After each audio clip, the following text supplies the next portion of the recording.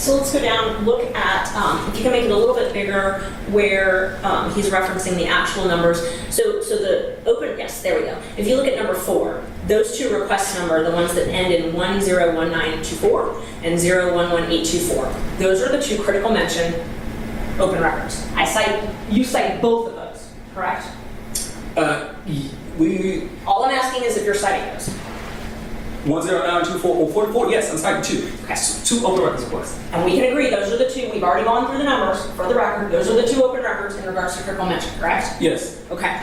And you said in regards to those records, you cannot produce the records we seek, correct? I also said as it relates to your request, those 5 things to view electronic communication, let me see, as written on January 24th, is not reasonably calculated to locate the records you seek. Can I explain why? Just, okay, go ahead. Ms. Ron, I'm going to ask you about the second question, but I was going to ask you about the first one first, and I was trying to finish that. And if we can stay on track, I would let you answer whatever you want. Perfect. The first line says, as such, we cannot produce the records because you do not maintain responsive records. Only talking about that line, okay? Yes. That's what that line says, right? Yes, that's what that line says. You wrote that line. I wrote that line. Okay. So when you wrote this, you were telling me that you did not maintain responsive payment records. That's not what I'm saying. No. You did not maintain responsive contracts. That's not what I'm saying. No. You did not maintain responsive analytics. That's not what I'm saying. No. Okay. You did not maintain responsive emails. That's not what I'm saying. No. Now let's go to the next line. May I tell you what I am saying? I assume you're saying you do not maintain responsive records. Well, instead of assuming, why don't we let the witness do what he wants to do and tell us why? Great. So, we said that you gave me my first critical mention open records request, right? I'm sorry? You gave me my first critical mention open records request that I responded to on January 18th. No. On this, that you got on January 18th, the first open records request, the 5 things. That's the second one. The first one was January 9th. The second one was January 8th. The 5 things, critical mention. Yes. You accepted, you received those documents, that file was closed out. The second one, we're on the same page? You said, hey, I need an analytics graph. Based on this, number 4, I am telling you, I gave you all responsive documents. In the second one, you did not bring anything else up. The only thing that you brought up was analytic drafts, to which I responded in the second sentence, I don't even know what you're talking about. So again, when you gave me the first request, I responded. When you said the second request, you brought 1 issue. So the first sentence is related to the first one. I gave you responsive documents. I assumed that you had everything that you needed. When you gave me the second one of those 5 things, you only brought forth 1 thing. That 1 thing is addressed in the second sentence, which says, I don't know what you're talking about. So that is how I handled number 4. Okay. We've agreed.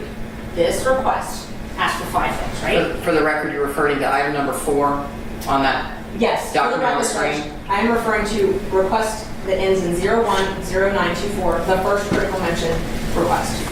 That request, I asked for 5 things, correct? Yes.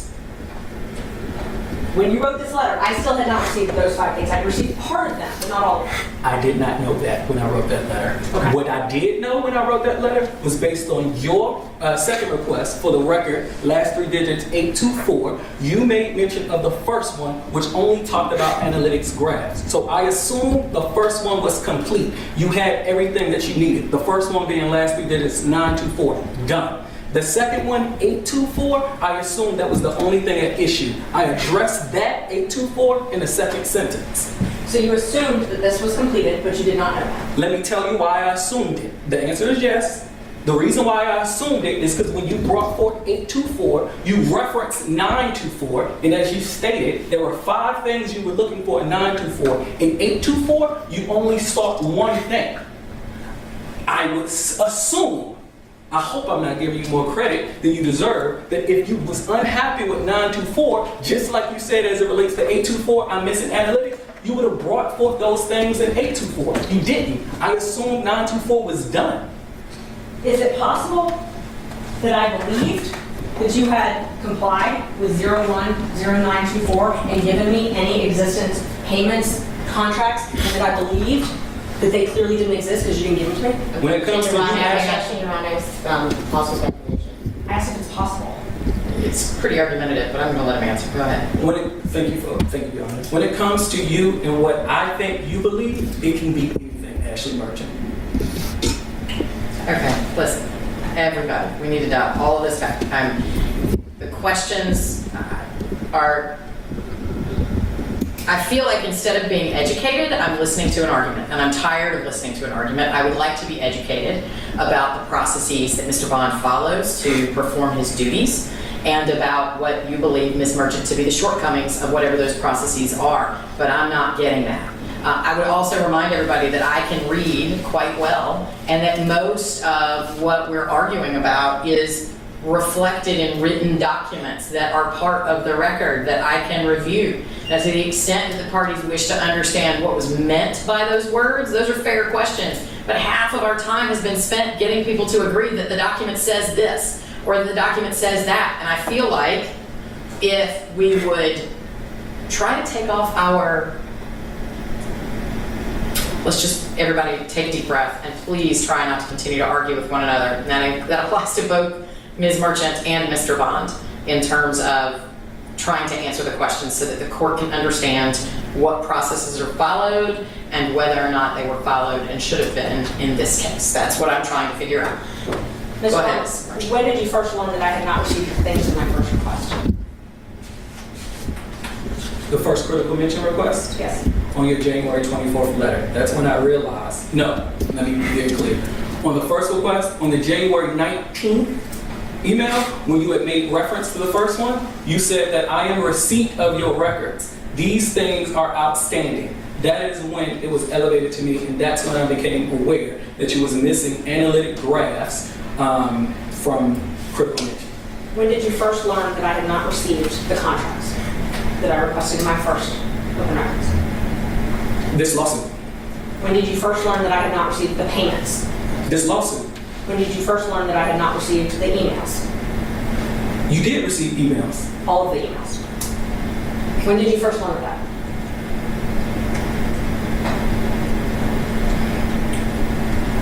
This lawsuit. When this lawsuit was served? No. During this preparation for this hearing.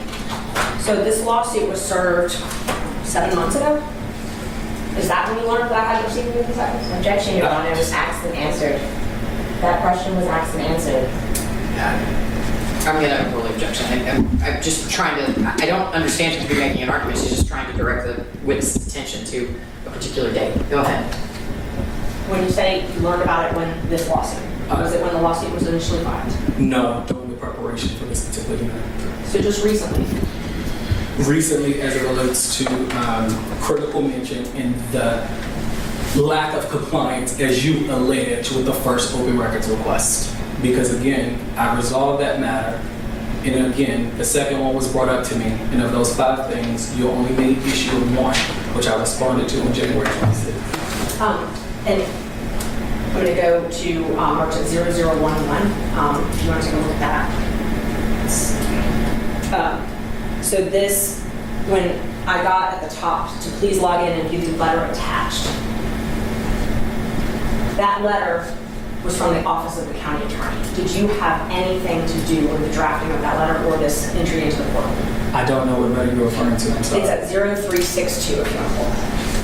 So, and just so the judge, so we can educate her for a minute, because I have the one this letter. When this says that on the portal, I get this email, and then I have to go to the portal to see the letter, right?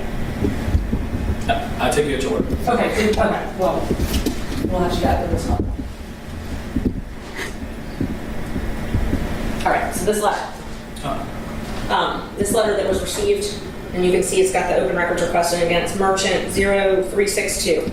This letter that comes from the Office of the County Attorney, it says to please log into the portal to see the letter attached. The request is being extended for research. That was sent on January, I think it's January 25th, January 25th. Did you have anything to do with this letter? No. And if you go to 0364, this is the next letter. This is February 7th.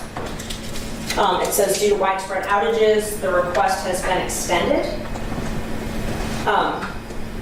Did you have anything to do with this letter? So it's going to be hard for me to explain, At this time, it was a cyber attack. The county attorney, because we use the same portal, gave us a template letter that we all use. So I can't make reference to this particular letter, but I do know that my office, had to send all requesters, including you, an update because of the cyber attack, and that letter appears to be a letter that I sent for all open records requesters at the time. So this was sent February 7th. This was after you sent me the letter that said you didn't have any responsive documents.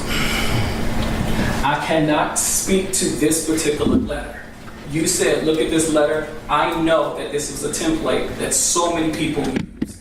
So I don't know if I did not send you anything on February. I don't know. That letter was sent to everyone around that same time on February saying, hey, it's a cyber attack. Things will be delayed because we have limited access and things will need to change. As referenced earlier in our conversation about why the portal may change, and I alluded to cyber attack, this was a cyber attack. This is a general letter that wasn't just sent to you, it was sent to so many different other people because the cyber attack impacted how we handle open records and what we can do, how we can research and respond. You can skip ahead to merchant 0167. This is a document out of your business record certificate from August 30th. Did you redact that redaction that you see in the middle of the page? No, I did not. Okay. You certified these records and signed a certificate and an affidavit, correct? I did sign an affidavit that is correct, assuming that this record is in the 197 that I certified. Yes. What's the question? Did you certify these records as complete and accurate? The 197? Yes. The answer is yes. Yo, hit that like for a deal with Christian. Yo, for a deal with Christian. Smash that bell for DWC. Yo, smash it. Just smash it. Hit that like for a deal with Christian. For a deal with Christian. Smash that bell for DWC. Yo, smash it. Just smash it. Hit that like for a deal with Christian.